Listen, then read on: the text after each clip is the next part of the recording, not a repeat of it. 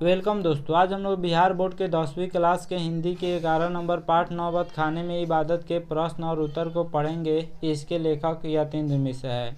इसके लघु उत्तरीय प्रश्न और उत्तर को पढ़ेंगे, जिसका उत्तर 20 से 30 शब्दों में देना होता है। प्रत्येक प्रश्न 2 अंक का होता है। पहला प्रश्न है, बिस्मिल्लाह खान सजदे में किस चीज़ के लिए गिड़गिड़ाते थे? इससे उनके व्यक्तित्व का कौन सा पक्ष उद्घाटित होता है? नौबत खाने में इबादत के वीडियो अपलोड कर दिया गया है। डिस्क्रिप्शन बॉक्स में लिंक दे दिया गया है, उस पर क्लिक करके आप प्ले लिस्ट में जाकर देख सकते हैं। तो प्रश्न है, बिस्मिल्लाह खान सजदे में किस चीज़ के लिए गिड़गिड़ाते थे? जब नमाज पढ़ा जाता है तो उसमें ईश्वर के सामने झुका जाता है, जिसको सजदा कहा जाता है। इससे उनके व्यक्तित्व का कौन सा पक्ष उद्घाटित होता है? तो इसका आंसर है, बिस्मिल्लाह खान जब इबादत में खुदा के सामने झुकते तो सजदे में गिड़गिड़ा कर खुदा से सच्चे सुर का वरदान मांगते। उस्ताद बिस्मिल्लाह खान के पास सच्चा सुर था, फिर भी वह इबादत करते थे तो हमेशा ईश्वर से सच्चे सुर का वरदान मांगते थे। इससे पता चलता है कि खान साहब धार्मिक, संवेदनशील एवं निर्भिमानी थे, संगीत साधना हेतु समर्पित थे, अत्यंत विनम्र थे। अगला प्रश्न है, सुशीरवाद किन्हें कहा जाता है? शहनाई शब्द की व्युत्पत्ति किस प्रकार हुई? यह टेक्स्ट बुक का प्रश्न है। इसका आंसर होगा, सुशीरवाद ऐसे वाद्य हैं जिनमें नाड़ी, नरकट या रीढ़ होती है, जिन्हें फूंक कर बजाया जाता है। जिन्हें फूंक कर बजाया जाता है उसे सुशीरवाद कहा जाता है। अरब देशों में ऐसे वाद्यों को नय कहा जाता है और उनमें शहनाई को शाहने अर्थात सुशीरवादियों की शाह की उपाधि दी गई है। अरब देशों में इसे नय कहा जाता है और शहनाई को सुशीरवादियों में शाह की उपाधि दी गई है, इसलिए इसका नाम शहनाई पड़ा, क्योंकि यह वाद्य मुरली, श्रृंगरी जैसे अनेक वाद्यों से अधिक मोहक है। अगला प्रश्न है, संगीतमय कचौड़ी का आप क्या अर्थ समझते हैं?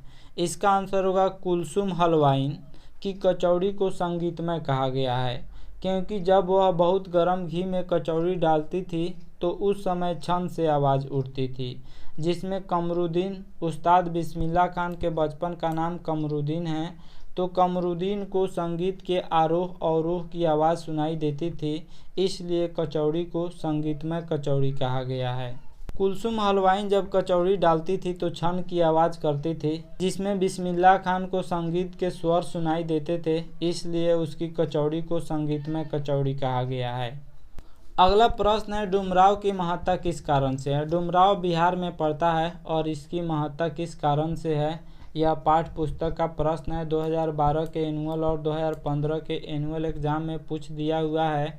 इसका आंसर होगा, डुमराव की महत्ता शहनाई के कारण है। प्रसिद्ध शहनाई वादक बिस्मिल्लाह खान का जन्म डुमराव में ही हुआ था। डुमराव बिहार में पड़ता है, वहीं पे हुआ था। शहनाई बजाने के लिए जिस रीड का प्रयोग होता है, जो एक विशेष प्रकार की घास नरकट से बनाई जाती है, वह डुमराव में सोन नदी के किनारे पाई जाती है। नरकट जो है बांस का एक प्रजाति है और उसी से शहनाई की रीड बनाई जाती है, जो डुमराव में सोन नदी के किनारे पाई जाती है।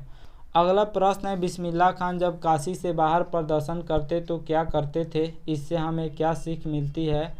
इसका आंसर होगा, बिस्मिल्लाह खान जब कभी काशी से बाहर होते तब भी काशी विश्वनाथ को नहीं भूलते। काशी से बाहर रहने पर वे उस दिशा में मुंह करके थोड़ी देर तक शहनाई अवश्य बजाते थे। इससे हमें धार्मिक दृष्टि से उदारता एवं समन्वयता की सीख मिलती है। हमें धर्म को लेकर किसी भी प्रकार का भेदभाव नहीं करना चाहिए। हर एक धर्म के मानने वाले लोगों के लिए बिस्मिल्लाह खान आइडियल है।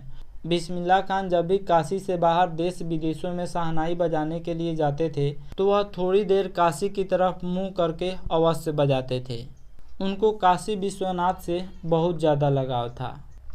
अगला प्रश्न है, पठित पाठ के आधार पर बिस्मिल्लाह खान के बचपन का वर्णन करें। इसका आंसर होगा, कमरुद्दीन। उस्ताद बिस्मिल्लाह खान के बचपन का नाम कमरुद्दीन था, तो कमरुद्दीन यानी उस्ताद बिस्मिल्लाह खान 4 साल की उम्र में ही नाना की शहनाई को सुनते और शहनाई को ढूंढते थे। उन्हें अपने मामा का सानिध्य भी बचपन में शहनाई वादन की कौशल विकास में लाभान्वित किया। 14 साल की उम्र में वे बालाजी के मंदिर में रियाज करने के क्रम में संगीत साधना करते और आगे चलकर महान कलाकार हुए। रियाज का अर्थ अभ्यास होता है, यानी प्रैक्टिस करने के क्रम में संगीत साधना करते और आगे चलकर महान कलाकार हुए। अगला प्रश्न है, पठित पाठ के आधार पर मुहर्रम पर्व से बिस्मिल्लाह खान के जुड़ाव का परिचय दे। मुहर्रम पर्व मुस्लिमों का एक प्रमुख त्यौहार है। इसका आंसर है, मुहर्रम से बिस्मिल्लाह खान का अत्यधिक जुड़ाव था। मुहर्रम के महीने में वे न तो शहनाई बजाते थे और न ही किसी संगीत कार्यक्रम में सम्मिलित होते थे। उस्ताद बिस्मिल्लाह खान को मुहर्रम से बहुत ज़्यादा जुड़ाव था। मुहर्रम के महीने में वे न तो शहनाई बजाते थे और न किसी संगीत कार्यक्रम में सम्मिलित होते थे। मुहर्रम की 8वीं तारीख को बिस्मिल्लाह खान खड़े होकर ही शहनाई बजाते थे। वे दाल मंडी में फातमान के लगभग 8 किलोमीटर की दूरी तक रोते हुए नौहा बजाते पैदल ही जाते थे। मुहर्रम में उस्ताद बिस्मिल्लाह खान बहुत अधिक भावुक हो जाते थे। तो ये था नौबत खाने में इबादत के प्रमुख प्रश्न और उत्तर। आशा करता हूँ यह वीडियो आप सब किसी को काफ़ी पसंद आया होगा। हमारे चैनल को सब्सक्राइब करें, इस वीडियो को लाइक करें तथा अधिक से अधिक शेयर करें। Thanks for watching my video.